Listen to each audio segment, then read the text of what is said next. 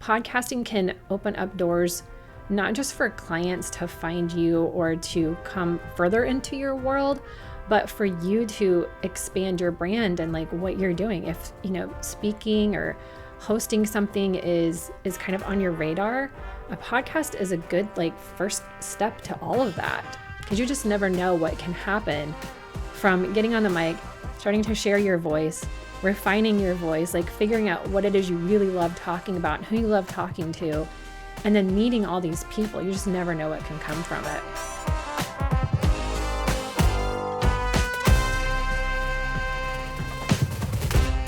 Welcome to the Process to Profit podcast, where we find out about the key processes and productivity techniques that drive successful service-based businesses.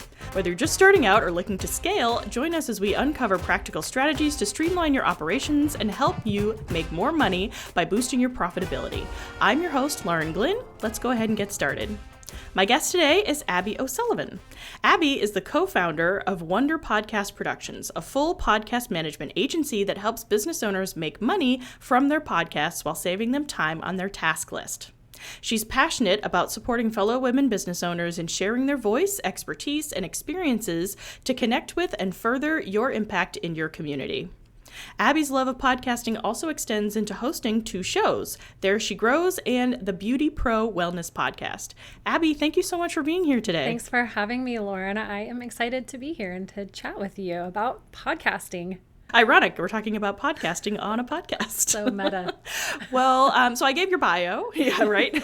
So I gave your bio, but why don't you tell us a little bit more about what you do, who you help, all of those good things. Right. So I am a podcast host and manager, and we really love, I started the company with my sister, so I say we because it's me and my sister. And we really love helping coaches who want to grow their podcast in addition to their business, who really want to use their podcast as part of their marketing funnel. I think we would probably help anyone maybe, but we really love that. We love the strategy part and helping all of you make it a solid part of your marketing funnel, your content process, and all of the above. Great. Well, as a brand new podcaster, I'm excited to pick your brain today so I can learn all the things. So tell me a little bit about what difference podcast hosting has made in your life personally that led you to want to start to help other people to do the same. Oh gosh, I love this question so much because I love podcasts. And when I started a podcast, it was part of my business. It was an extension of my health coaching business at the time.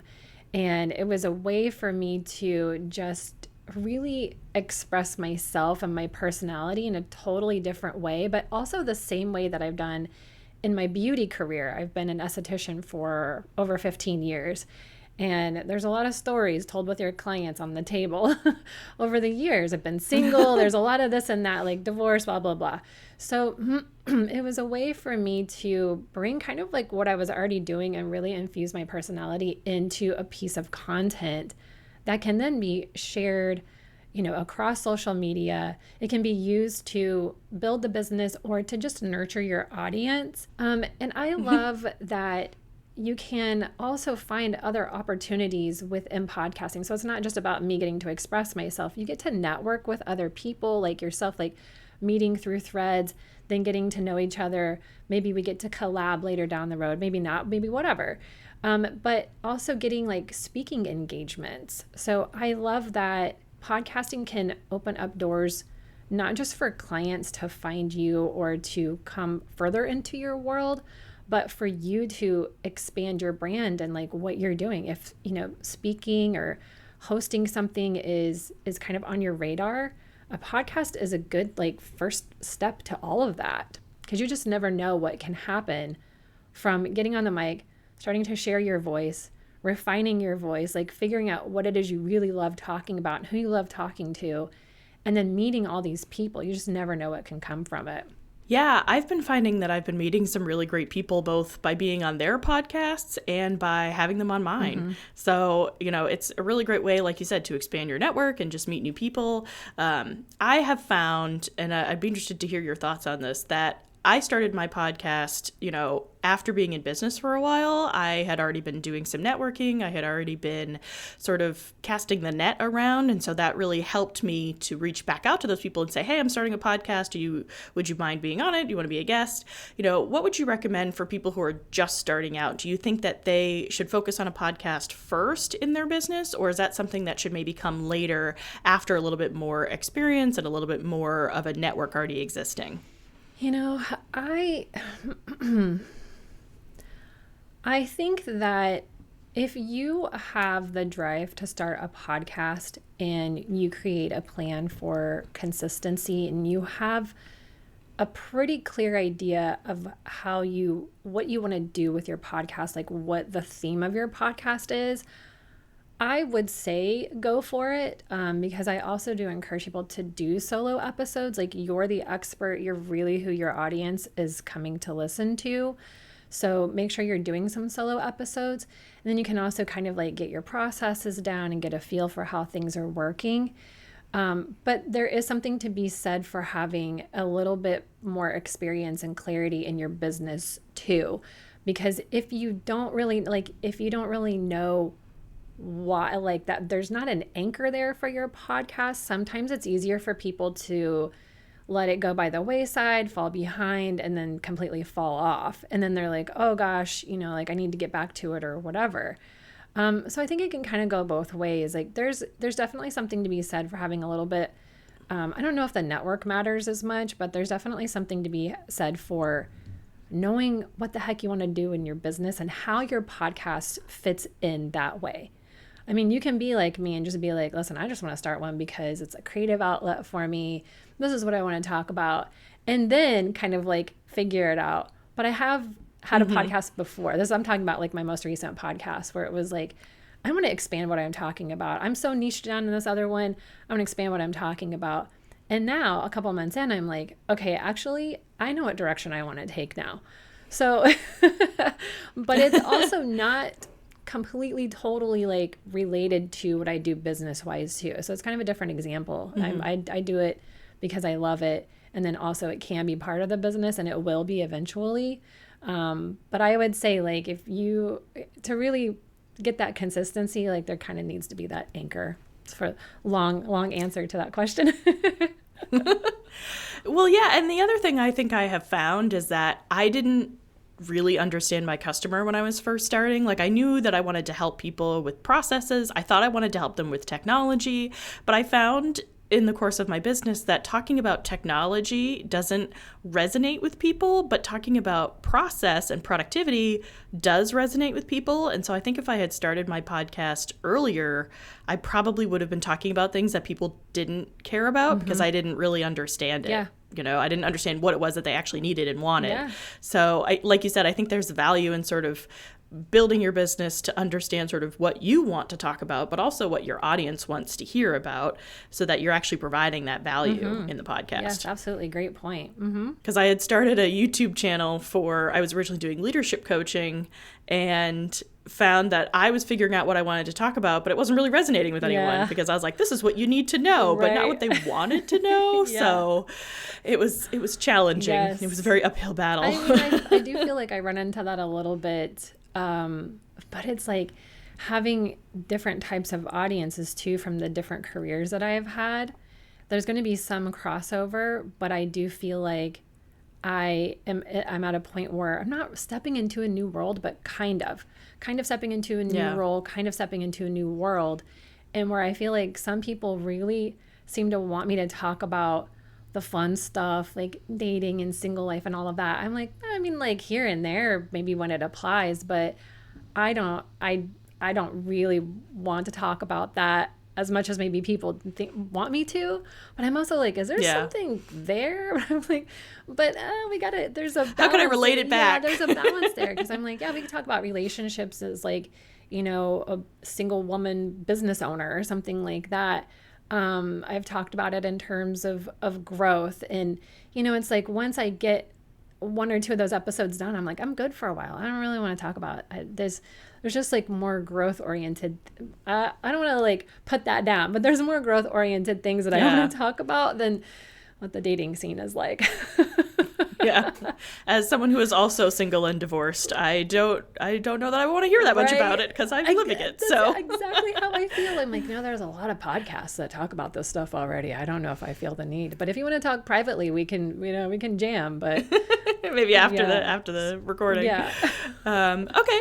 So to switch gears a little bit, if someone is thinking about starting a podcast and they want it to be something that supports their coaching business, what would you recommend to them? How should they get started? Okay. Well, what I feel like people do is gravitate towards like, what tech am I going to use? What mic should I get? Like, what's my, setup going to be? And those things are great. But what I first recommend to do is to get clear on the why of your podcast. Like, what are your content pillars? Like, what are you going to talk about? And that can be pulled from what you already talk about in your business. And then you just come up with some ideas. And I really like to encourage people to come up with not just like a handful of topics that they're going to talk about, like ideas, like episode ideas, like maybe 20 to 30 episode ideas. Like, get yourself a nice long list of episodes that you would actually want to record so that you have plenty to go on for when those weeks like recording feels a little bit tougher. Like, you just visit that list, because if you can get past that first like 10 episodes, like you get a little momentum, you start scheduling some guests if you're going to do that, and then you're kind of on a roll. But a lot of times people are like, oh, the mic, the this, the that. I'm like, so maybe like do that, but like do this first.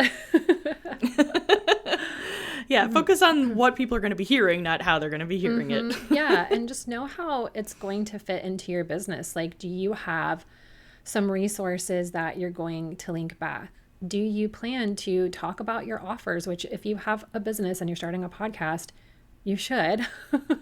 So think about how you're going to incorporate talking about your offers within your content, in your show notes, or how you're going to link this. Like, you really can use it with your marketing plan if you have one, which we should, at least roughly. Yeah. So in theory. Yeah, in theory.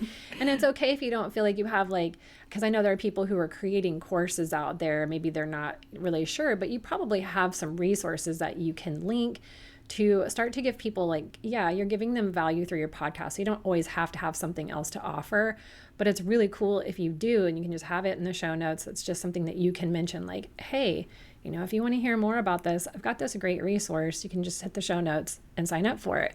Then you've got their email and this and that. So it's the content, and then knowing how it's going to work into your business, because otherwise it is like a hobby. It becomes another job, because it's not, podcasting is a little bit more than just hitting record. Yes. Yeah, it's funny you talk about focusing on the equipment. When I started my YouTube channel, I was all about I got to get a nice camera and I got to get lights and I have to get a good microphone, and I'm going to need a lav mic, like one of those clip-on ones, because that's important when you're sitting in an office. And I did not focus on the topics because I was like, that's the boring part. I'll figure that out later. And it was a slog. It was a slog because I wasn't excited about the things I was talking about. I didn't really have a plan. I was batching my recording, but it wasn't anything that I was using AI a lot to write the scripts, and it was very jilted, and it didn't sound like me, and it didn't sound natural, and it was just really painful, and I wasn't seeing any reward from it because people could see that it wasn't something that I was really excited about. So yes, I should not have focused on, it's nice because now I have a nice camera to do this video podcast with, but that was not what I should have been focusing on in the beginning. But that's the easy part. Yeah, that's the fun part. It's the fun stuff, and I totally get the same way. Sometimes I think how could I make my setup cooler? And it's like, okay, you're not I, as a podcaster, am not focused on video. So I'm trying to don't worry about it so much. That way you just do the thing. So I understand it, and it is the fun stuff. It's fun to pick out that stuff and to think about it, and it's easy and it's flashy, and everyone's, showing off their cool setups and stuff. But I would, and especially if that's something that's going to hold you back, please get that out of your mind. It doesn't really have to be that difficult. Yes. And just get started, Yeah, like I invested in the flashy lights, like the lights change color and, so well, not necessarily. It looks cool on camera. Totally not right now because I don't have the color. And now but you have it, so now you can use it if you want. I have it if I, exactly. Okay, so more about getting started. How do you recommend someone go about getting started content-wise? So for example, what I mean is I decided that I wanted to batch as many episodes as possible in the beginning so that I could, focus on it for a season and then sort of release as I go and then do an intense month of recording and then, release over time. That's the way that my mind sort of works. Do you have any recommendations in terms of process for beginners about what might work better for them? Because I know not everyone wants to record 20 episodes in a month like I'm currently doing, and it's overwhelming with all the editing and everything. I don't know that I made the right choice, but what would you recommend for someone just getting started sort of managing all of the process behind it? Well, we can outsource. So That's true, yes. But if it's not in the budget, like right now it's not always in the budget. So yes, I'm like, well, if you do get overwhelmed, think about that. I don't know if there's a right or wrong, mostly because I think it is based on personality. Like you're going to figure out what your pace is with the amount of interviews you're doing right now. Maybe 10 a month is better for you whenever you do schedule. Maybe 10 at a time is like good for you. I kind of did the same thing when I first started. I had a lot of colleagues in the health coaching industry and I was like, who wants to be on my podcast? Who wants to talk about this? And I had so many guests and so many recordings. And I just realized like, I got to pace it a little bit more. I got to slow it down a little bit more so I can keep up with the editing and with the content and just with like the energy level that it takes. Like for me personally, I feel like it takes some energy to host guests and to be a guest. Like this is actually easier for me. I don't have to deal with the back end of it. I just show up and, talk about stuff. Yep. But as a host, like you're paying attention to a lot of things at once and still trying to be an active listener. And I had to kind of refine that skill as well. Like interviewing is a skill and doing it well is a skill and making the episode sound good and flowing is a skill. So I think that everyone will find what they want to do in terms of pacing.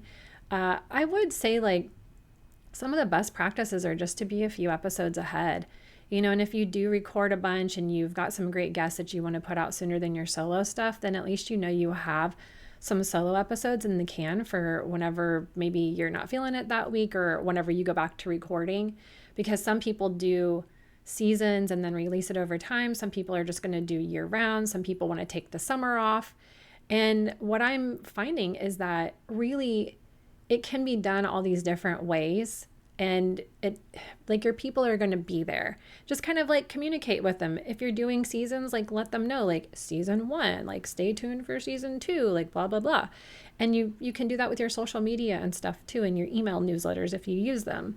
So I don't really know if there is particularly a right way, but it is really helpful if you do have some content recorded for the times that you kind of are like, I don't feel like doing it this week. And honestly, that's where guest episodes really do come in handy because it's content right there. Like you didn't really have to, you don't have to do a lot yourself, aside from a host. Host and prep and edit. Exactly. Like, cause all the content with it. Yeah. People, it's not like, but it's not as, maybe like for me, sometimes recording a solo episode, I just get annoyed at myself a lot faster. So I'm like, can you just get it right? Can you just say the sentence? Yeah. Why is it so hard? Like when we started this one, I think I had to record my intro like 3 times because I just could not get the sentences out. I do the same thing. I just don't do it live with my guests. I might have to switch to that. Yes. That might be a better idea. Okay. So what benefits or opportunities have you gained or seen others gain from podcast hosting and guesting? I love being a guest on podcasts. Like you said, there's a lot less overhead when you're just showing up and talking. But what benefits have you seen other people have or get from being on podcasts, either their own or someone else's? So really guesting is amazing because you're essentially cross-promoting with probably a similar yet slightly different audience is at least what I recommend for people to find. So maybe not somebody who's doing the exact same thing that you are, unless y'all are collabing on something, like maybe there's a summit you're hosting together or something, and that episode is sort of in promotion of that. But finding those similar yet slightly different or like related audiences to what you do and who you helps you reach different people. It helps bring value to that person's podcast that maybe they don't necessarily talk about as in depth as like you do. So like as a health coach, I could maybe not go on another, like if my specialty is stress management, maybe I don't need to go on somebody else's podcast that really, talks specifically about that. I could go on like a relationship podcast and talk about dealing with, our feelings through the roller coaster of dating, like not to bring up dating a bunch, but it's an example that I use sometimes because it's a similar audience yet different than maybe who I talk to on a regular basis, or maybe there's some crossover there. So it's helping to expand your brand to different new audiences. Guesting also gives you a lot of practice talking about what you do. And it's kind of like when you do networking in person and you go to those very specific groups where you get up and do your little spiel and all of that, you really learn how to talk about what it is that you do. And we can do that through social media, of course, obviously. But guesting is kind of like that. It's like that sort of impromptu, like on the spot stuff that can be like, you don't get necessarily a do-over like you can on your stories. You can, I know that was bad, so it's kind of cool because it gives you a chance to grow in that way and just get more comfortable speaking about yourself, like kind of hyping yourself, talking about what you do, like as in the expert role, and really owning that. Because sometimes we're also a little too humble about how much we know. Like you go back and listen to one of your podcast episodes. I did that this morning. And I was like, listen to me. I might know what I'm talking about here. But I've also seen people get speaking engagements or maybe have the courage to go for that speaking engagement. Of course, you can gain clients just by way of like, it's a huge nurturing system. And so you could gain clients from that, like people diving into your content different ways. Podcasting is an evergreen piece of content where they are listening to you in this more intimate format, like you were right there in their ear. So they really like that, like no trust factor is like, we're deep in it. So then people can like, maybe I want to do this with her or whatever. So there's all kinds of ways that it can really enhance your life and your personal and professional development and your business. Yeah, speaking of learning to talk about yourself, I'm really glad that I guested on a bunch of podcasts before I decided to host my own, because I got a feel for how can I talk about what I do in a way that is interesting to people and relatable? How can I talk about these concepts that I really am excited about talking about, but in a way that people actually understand it, and I'm not using jargon, and you're not, talking too fast. I've watched a lot of Gilmore Girls in my time, and I tend to talk very fast. I'm from the North. So, it was a great learning experience and I still do it all the time. It's a great learning experience for me for exactly those reasons, learning how to talk about, and my first few podcasts were rough. Like people would ask me a question and I would have like my notes in front of me about what I wanted to talk about, but you can't read notes and talk at the same time. Well, maybe some people can. I can't read notes and talk at the same time very easily. It's not super smooth. Yeah.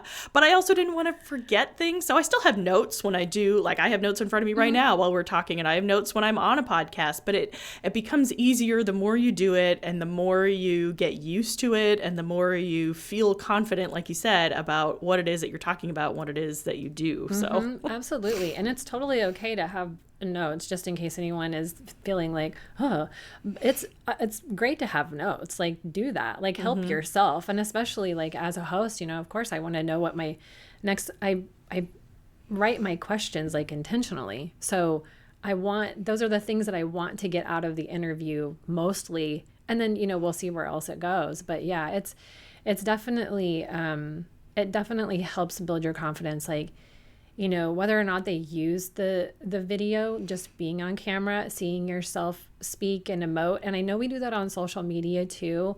It's just that we have more control over that as well. There's less control over what's going on here for like me as a guest, so you just have to keep doing it. Repetitions make you stronger. Yeah.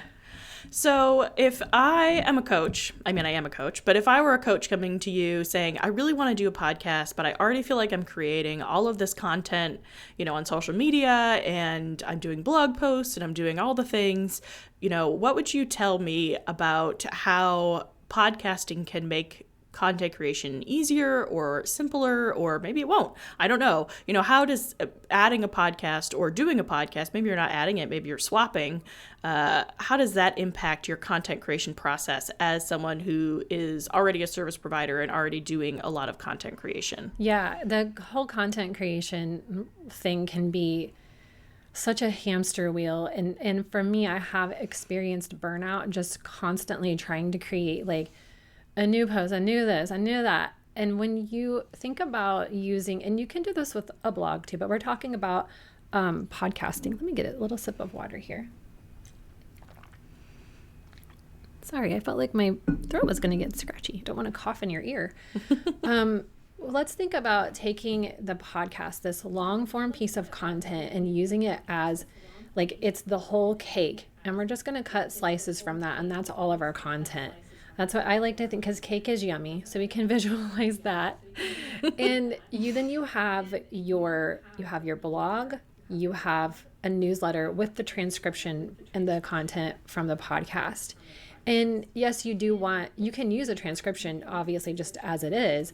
Put it on your website. It does help a little bit with SEO, but it makes it accessible for people. And then with the transcription, you can also turn it into a blog and into a newsletter. So then you have those written pieces of content. And we all know, I think what happens is that we worry about repeating ourselves too much, or the same content in different places, but not everyone is going to see all of those different pieces of content saying the same thing at the same time. And we do need to have things repeated to us. You've heard something like a million times, but then one day it just finally hits. Or one day you finally hit the link and buy. So that's where I want people to kind of get over that like little mindset thing right there and stop worrying about repeating yourselves, because we know how much we need it. So then you have your blog and your newsletter. And then you can take clips from your podcast and you can use the sound bites, the audiograms that we see. You can turn them into quotes, and you can kind of expand on that in your caption if you want to. Sometimes I use these clips as like a jumping off point for maybe even furthering my thought there. So then you have some content. You can create threads from these things, like discussion points on Threads or wherever, like Twitter or X, whatever it's called. Whatever we're calling it these days. Yeah, whatever we're calling it. I'm not on there, so I don't care.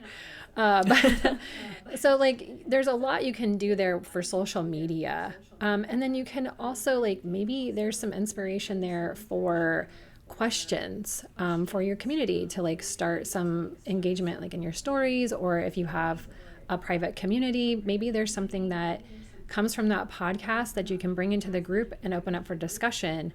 And then you could link back the podcast if you wanted, but it just helps inspire you to keep talking about this thing. And it's relevant. It's, it's this week's episode. It's right in your mind. And you could also draw inspiration for a mini course, private podcasts, an ebook. There's all kinds of ways to use your podcast. And so that's what I really love for people to just think about that as the top, and then break it up into sections. And it doesn't have to be just literally only audio clips, because they kind of get boring after a while. So you got to figure out how we can make those a little bit more interesting. It doesn't necessarily have to be you on the screen, but people do, I think, love to see people's faces. So just kind of mixing it up a little bit. And then I will say, before we even get to that, being able to structure your podcast in a way that there is kind of a middle, and we're stating the problem, and then we're talking about the problem, and then there's maybe an outro or whatever. But that way you have spots where you know you're going to have content to pull from that. Instead of just like a long ramble where maybe you got like one, hot nugget off or whatever. Like if we're outlining a little bit, and even if you want to script it, then you know that you're going to have some content to pull from that. And then you don't have to necessarily worry so much about all these like little different organic pieces of content. You can create some space for that stuff to come to you when it comes to you, but you've got your core messages constantly being put out into the world from your podcast episode.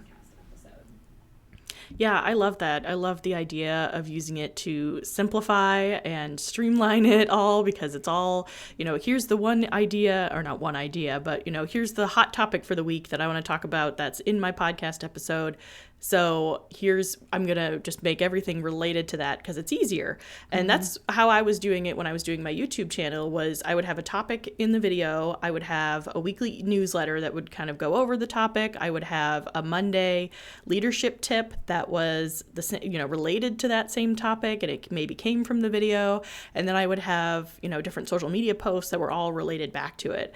And I think I saw somewhere that a person needs to hear a message 7 times for it to really like sink in and relate. And that just seems so high to me, but it kind of makes sense when you think about it. So I think that, like you were saying, don't be afraid of repetition. It's okay to say the same things over and over again. People are not going to see every single thing that you put out there.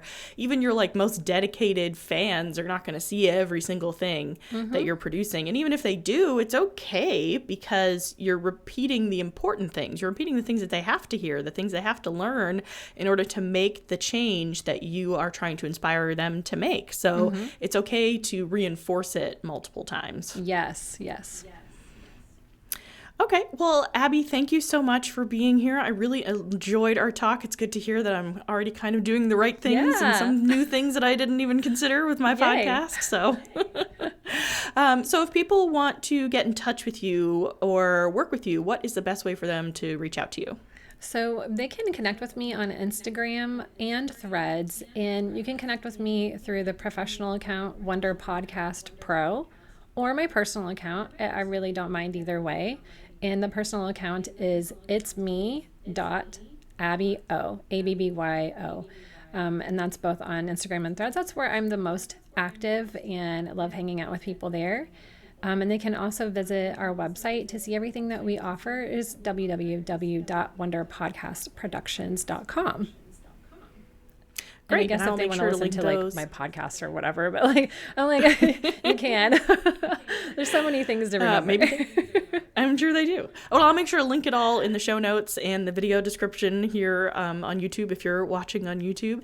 And you had a free gift for our listeners, watchers today. What was that? Yes. If you are a podcaster and you want to grow your podcast, you're feeling maybe a little bit stuck in a rut with your podcast, need some inspiration, or even for your quarterly planning, we have a DIY, like a self-guided podcast audit guide that will take you through 6 key areas that we like to look at when we're auditing a podcast. We did leave out sound quality, but that's because we put in a really cool section on looking at your numbers, your stats. And there's a video that actually will take you through what numbers to look at and why. So I think that it makes it so valuable, because people are often very confused about what they're supposed to do with their analytics. And this will take you through step by step. And it's up to date. There's current information, because Apple's always changing things. So yeah, so like it's very current, up to date. But there are other sections that you can go through to gain a lot of inspiration on your content, on what you can do to expand or grow your podcast, and also how to monetize your podcast. So we'll leave that for you in the show notes. Great. Yes, I will make sure I put that in the show notes. Again, thank you so much for joining me today and being my very third guest here on my brand new shiny podcast. And I really appreciate it. Yes, thank you so much for having me, and thanks everyone for listening.